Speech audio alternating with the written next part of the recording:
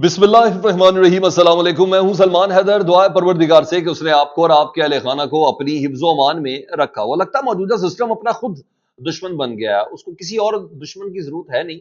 वो अब अपने ही बोझ तले कि वो कितना आर्टिफिशियल तरीके से इसको खड़ा किया जाएगा, कितना अवाम की मंशा के खिलाफ इसको ला के खड़ा किया जाएगा, कितना इंसानी हकूक की खिलाफ वर्जियों के साथ इसको खड़ा किया जाएगा, कितना बेअदली के साथ इस सिस्टम को खड़ा किया जाएगा, कितना अदलिया को कॉम्प्रोमाइज और महकूम बनाकर इस सिस्टम को खड़ा किया जाएगा, कितना ताकत के जरिए अपनी बात मनवाने के वजह से इस सिस्टम को खड़ा किया जाएगा। तो और कितना बैरूनी जो मुदाखलत है, यानी बैरूनी मुदाखलत नहीं कि जिस तरह दुनिया भर से जो दबाव आ रहा है, दुनिया देख रही है, उसकी मौजूदगी बात है। तो मेरा ख्याल है ये अपने दुश्मन खुद ही है।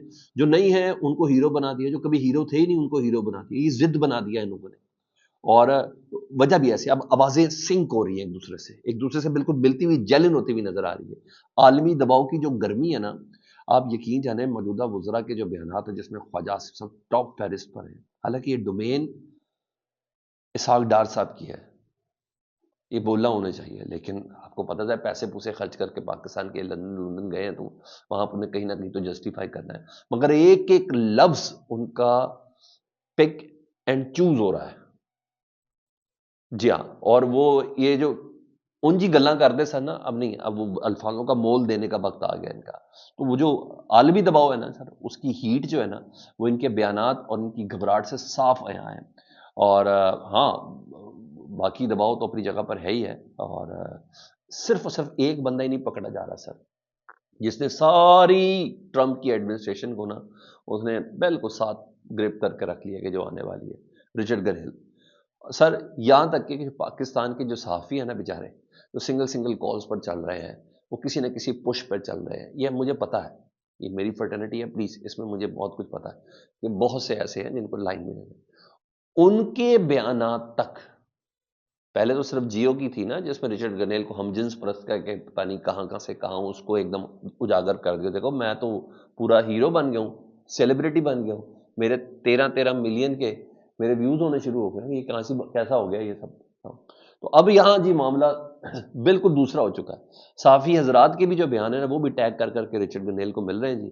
और अपनी बेवकूफ़ी से ना सर, मैंने बताया कि फ्री इमरान खान, इसको इन्होंने अमरीकी जो इंतजामिया ना कब कभी उसकी जिद बना दिया है, बना नहीं देंगे, बना दिया है। और ये कुछ नहीं, ये नून लीग वाले अपने कह रहे हैं, वरना तो सिर्फ ख्वाजा आसिफ साफी काफी है ना इस सारे सिस्टम को खराब करने के लिए। ये ना कहना, मैं कह रहा हूं जिस तरह इमरान खान साहब को अरूज देने के लिए मुस्लिम लीग नून काफी थी ना, PDM-1 काफी थी, PDM-2 काफी थी, उस तरह इमरान खान साहब को रिहा करने के लिए सिर्फ और सिर्फ ख्वाजा आसिफ साहब काफी है। सिर्फ और सिर्फ खाली, इवन शेरी रहमान साहब अभी वो कह रही है कि रिचर्ड गनेल अपनी हदूद से तजावुज कर गए, तो किसी ने टैग करके रिचर्ड गनेल को बोला, ओ भाईजान, ये जो औरत है ना शेरी रहमान साहबा, ये आपके पैसों से एनजीओ रन करती है, लाखों रुपए आप इसको देते हैं, लाखों डॉलर आप इसको देते हैं। यानी इस हद तक विजिलेंसी होगी सर, ये तो सोशल मीडिया हो रहा है और इसमें ये इतने ट्रेंड नहीं है, बिल्कुल ये लोग इतने ट्रेंड नहीं। ख्वाजा आसिफ साहब, मैंने बोला मामला, कल उन्होंने क्या किया जी, उन्हें कहा ऑपरेशन गोल्डस्मिथ की रिक्रूट जहां भी मौजूद है, उन अमरीकियों को भी कह दिया ऑपरेशन गोल्डस्मिथ। ऑपरेशन गोल्डस्मिथ से मुराद ये है कि इमरान खान साहब के जो साबिक ससुर थे, जमामा के वाले साहब, उन्हें कहा ऑपरेशन गोल्डस्मिथ के रिक्रूट जहां भी मौजूद हैं, वो इमरान खान की निजात के लिए पाकिस्तान के मफादात के खिलाफ भरपूर मुहिम चला रहे हैं। इन अनासिर को इसराइल की भरपूर हिमायत हासिल है और वो मीडिया में तवातुर के साथ गुफ्तगू कर रहे हैं, जिससे साफ जाहिर होता है कि इमरान खान एक इसराइली असासा है, जिसके जरिए वो वाहिद मुसलमान एटमी कुव्वत को खुदा न खास्ता सरनगू करना चाहते हैं। और खुदा न खास्ता इमरान खान के लिए मगरबी दुनिया में जो चंद आवाज़ें उठ रही हैं, इन पर यह वाज़ेह होना चाहिए कि हम पाकिस्तानी कौम अपने मफादात का तहफ़्फ़ुज़ करना चाहती है और हमें अव्वल आखिर तरजीह सिर्फ और सिर्फ पाकिस्तानी है। लो, इन्होंने इसको वो मजहबी मुनाफरत दे दी, मजहबी मुनाफरत के लिए फिर वो काफ़ी है। और रिचर्ड गनेल ने जवाब तलब कर लिया पाकिस्तानी सफारत खाने से, जो वाशिंगटन DC में पाकिस्तानी सफारत खाना है, उनका सफारत खाना पाबंद है, हमें इस बात का जवाब दे। उसने मुतालबा किया है सफ़ीर रिजवान शेख साहब से, जो अमेरिका में पाकिस्तान के सफ़ीर हैं। उन्हें पूछा है, उन्हें कहा अमरीकी अवाम के जो टैक्स पेयर्स के पैसे हैं, वो पाकिस्तान को इमदाद की शक्ल में क्यों दिए जाए भाई, क्यों दिए जाए, जब हमें मारने की धमकियां दी जा रही हो। मारने की धमकियां क्या है, कल वकील थे मियां दाऊद साहब, आपको पता है, और इमरान खान साहब के जिसने गोली चलाई उस शख्स के नवीद के भी वकील है। اس کے علاوہ جوڈیشری کے اوپر کبھی کوئی بڑا حملہ کرنا ہو، سب جانتے ہیں کہ وہ کن کے ہیں، وہ خود بھی مانتے ہیں ہمارے سامنے کہ وہ کن کے ہیں. لیکن بہرحال میاں داؤد صاحب نے تصویر کے نا وہ دے کے گالی ماں کو سخنور کو مر جانا چاہیے، تو وہ ایک تصویر انہوں نے طے کی جس میں رچرڈ گرینل کے ساتھ کچھ پاکستانی کمیونٹی امریکہ کی کھڑی ہے. تو انہوں نے کہا کہ ایسے سخنوروں کو مار دینا چاہیے. اب اس میں رچرڈ گرینل کی بھی تصویر ہے، ٹیگ کر کے رچرڈ گرینل کو پہنچ گئی. رچرڈ گرینل کہتا ہے بھائی ہم کیوں امداد دیں جب ہمیں مارنے کی دھمکیاں دی جا رہی ہیں ہمارے ہی پیسوں سے.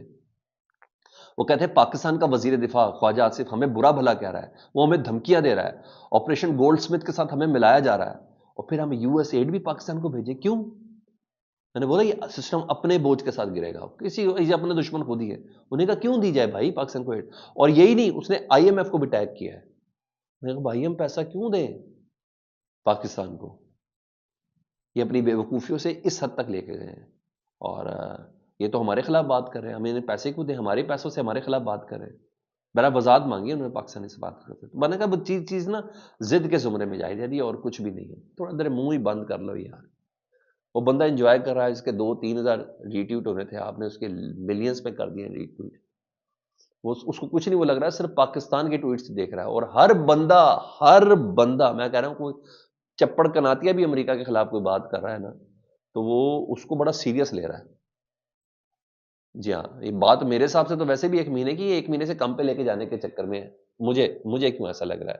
ہاں بریگیڈیئر اسلم گھمن صاحب ہے، یہ حساس ادارے میں یعنی آئی سی ایم میں انہوں نے اپنی سروسز بھی دی ہوئی ہیں، اور ایک زمانے میں یہ سیکٹر کمانڈر وغیرہ بھی رہے ہیں.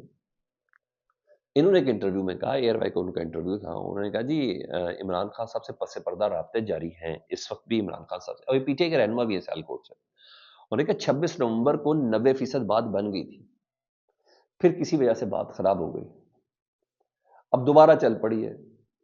فوج سوائے پاکستان کے کسی کا نہیں سوچتی، وہ بھی نہیں چاہیں گے کہ ملک پیچھے جائے. اور بھائی کتنا چلا گیا پیچھے، بس کر دینا. مطلب سمجھ آ گئی ہے.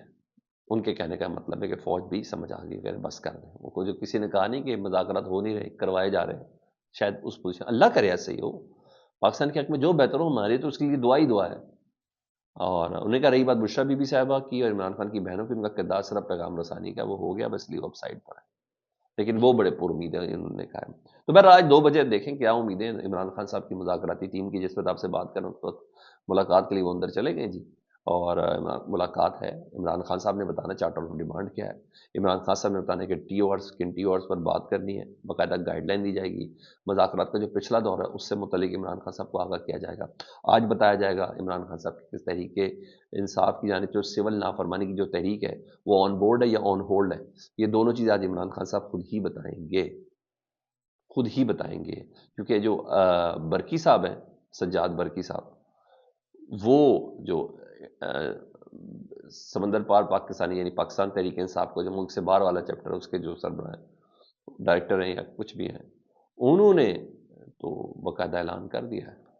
انہوں نے کہ عمران خان کی کال ہے، آپ ریمیٹنس یا آپ روک دیں یا کم کر دیں. تو آج یہ ساری چیزیں عمران خان صاحب خود اس کو کلیئر ضرور کریں گے. مجھے اصل ان کا بولا ویڈیو بیان ہے وہ میں نے سنا ہے اس پہ.